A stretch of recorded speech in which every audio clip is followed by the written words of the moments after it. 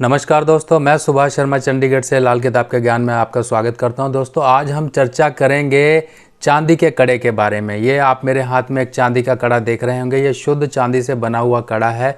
ये हमें कब पहनना है, क्या फ़ायदे होते हैं चांदी के कड़ा पहनने के, इसके बारे में पूरी चर्चा करेंगे। क्या क्या ग्रह स्थिति हमें देखनी पड़ती है कि हमें चांदी का कड़ा पहनने से उसका फ़ायदा होगा, लाभ होगा, और हमें ये किस तरह से चांदी का कड़ा बनवाना चाहिए, क्योंकि यहीं पर लोग गलती कर देते हैं कि चांदी के कड़े को जो उसकी बनावट है उसको बिगाड़ कर उसके फलों को ख़राब कर देते हैं। यानी कि जो हमें उस चांदी के कड़े से फ़ायदा मिलना चाहिए था वो फ़ायदे हमें नहीं मिलते हैं। तो दोस्तों, अगर हम कुंडली की बात करें, लाल किताब कुंडली को हम सिंपल इसी तरीके से देखते हैं। खाना नंबर 1 यही होगा, बाकी खाना नंबर 2 ये होगा, 3 होगा, इस तरीके से हमें खाना देखने हैं। अब खाना नंबर 3 जो कि हमारी कलाई का हिस्सा है। अब खाना नंबर 3 में आपने देखना है कि कौन से ग्रह बैठे हैं। अगर हम यहाँ पर समझें कि खाना नंबर 3 में अगर चंद्र है और खाना नंबर 11 और खाना नंबर 9 खाली हैं, तब इस केस में हमें चांदी का कड़ा पहनना है। या फिर खाना नंबर 9 में चंद्र है, क्योंकि देखिए खाना नंबर 3 से खाना नंबर 11 और खाना नंबर 9 का संबंध बनता है, इसीलिए यहाँ पर चांदी का कड़ा पहनने के लिए बात कही जाती है।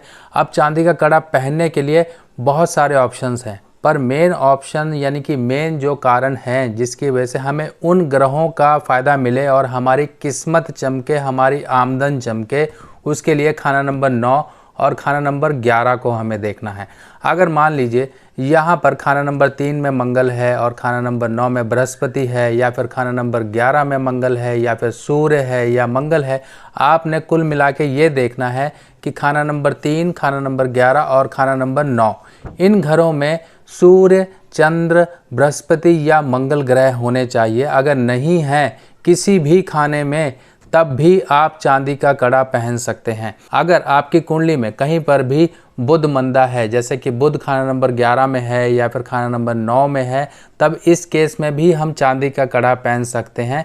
क्योंकि जो कड़े की गोलाई है, आप मेरे हाथ में देख रहे हैं, ये गोलाई को हम बुध कहते हैं और बुध के उपाय करने के लिए हम चांदी यानी कि चंद्रमा की मदद लेते हैं।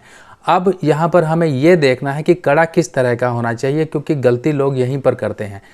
ये कड़ा जो मेरे हाथ में आपको दिखाई दे रहा है, ये कास्टिंग का कड़ा है, यानी कि ढलाई किया हुआ कड़ा है। इस कड़े को बनाने की प्रक्रिया ये होती है कि चांदी को, शुद्ध चांदी को बिल्कुल गलाया जाता है, इतना गलाया जाता है कि वो तरल बन जाए।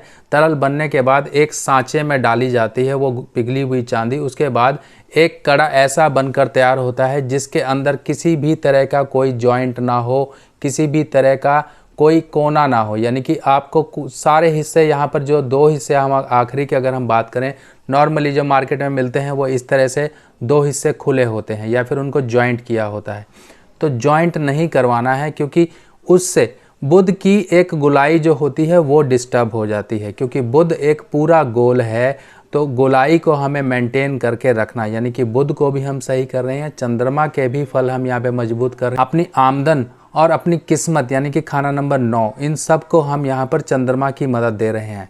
अब बुध को सही रखना बहुत ज़रूरी है, ये आप जानते हैं, हर वीडियो में मैं आपको बताता हूँ। अगर बुद्धि चालाकी आपकी ना हासिल करे तो वो बुद्धि किसी काम की नहीं। यानी कि पढ़ लिख कर जितने मर्जी डिग्रियाँ हासिल कर लो, जब तक आपके पास वो काबिलियत और ढंग से बात करने का तरीका नहीं है, आप अपनी काबिलियत को सही ढंग से इस्तेमाल नहीं कर पाओगे। तो बुध को भी सही रखना ज़रूरी है, जिसको हमने चांदी यानी कि चंद्रमा से बांधा।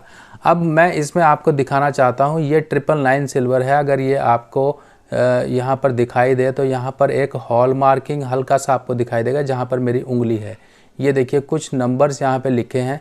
तो ये 999 सिल्वर है, यानी कि प्योर सिल्वर। इसमें कुछ अंश जरूर मिलाया जाता है, क्योंकि बिल्कुल प्योर सिल्वर, बिल्कुल 100% सिल्वर कभी भी उसको हम किसी इस्तेमाल में नहीं ले सकते हैं। इसलिए इसमें थोड़ा बहुत मिश्रण किया जाता है कुछ अन्य धातुओं का, जिससे ये किसी काम के लायक बन जाए, यानी कि हम इससे कोई आभूषण बना सकें। जितनी प्योरिटी होगी उतना ही आपके उपायों में काम करेगा। अब इसमें किसी भी तरह का जॉइंट नहीं है, आपको यही ध्यान रखना है कि इसमें किसी भी तरह का जॉइंट ना हो। अब इसके वज़न की बात करें, देखिए वज़न कितना होना चाहिए। नॉर्मली अगर हम अपने हाथ में, अगर कोई जेंट्स पहन रहा है तो वो 5 तोले या फिर 5 तोले से ऊपर, यानी कि 50 ग्राम से ऊपर या 50 ग्राम का कम से कम कड़ा पहने, तो यहाँ पर बहुत अच्छे रिज़ल्ट आते हैं। क्योंकि उससे कम का जो वज़न होता है वो फीमेल्स वगैरह धारण कर सकती हैं, पर एक जेंट्स को यहाँ पर कम से कम 5.25 तोले का कड़ा पहनना चाहिए। अब यहाँ पंजाब में तो यहाँ पर सिक्की कड़े ज़्यादा चलते हैं। ये जो मेरे हाथ में आप देख रहे हैं ये सिक्की कड़ा है, जिसमें आपको एक तरफ यहाँ पर डिज़ाइन दिखेगा, ये पॉइंटेड है, तो ठीक है। ये आपको इस तरह से यहाँ पे पंजाब में चलते हैं। और नॉर्मली अगर आप पहनना चाहते हैं तो फ्लैट सरफेस वाला जो होता है, कर्व वाला जो होता है, वो भी आप पहन सकते हो, उससे भी अच्छे रिजल्ट आते हैं। तो इसकी वजन की आपको ध्यान रखना पड़ेगा कि वजन कम ना हो, वजन वही रहे। दोस्तों कड़े को लेके बहुत कंफ्यूजन थी, लोग कट वाले कड़े पहनते हैं या फिर किनारे पे कहीं पर शेर मुख बने होते हैं या कुछ और बने होते हैं, उन्हें हम खड़ाऊँ बोलते हैं, यानी कि एक लोकल लैंग्वेज में जो पहले पहने जाते थे। आपने देखा होगा पैरों में भी पहने जाते थे, जिनके 2 हिस्से खुले होते थे, यानी कि फीमेल्स वगैरह पहनती थी, जेंट्स भी पहनते थे। पर हाथ की कलाई जो आपका खाना नंबर 3 है, उसका संबंध खाना नंबर 11 और खाना नंबर 9 से है, जो मैं आपको पूरा इसका प्रिंसिपल और बेसिक समझा चुका हूँ।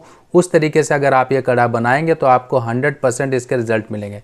तो दोस्तों आपको ये जानकारी कैसी लगी ज़रूर मुझे कमेंट सेक्शन में बताइएगा। बाकी नेक्स्ट वीडियो में फिर मिलते हैं, तब तक के लिए आज्ञा दीजिए, नमस्कार।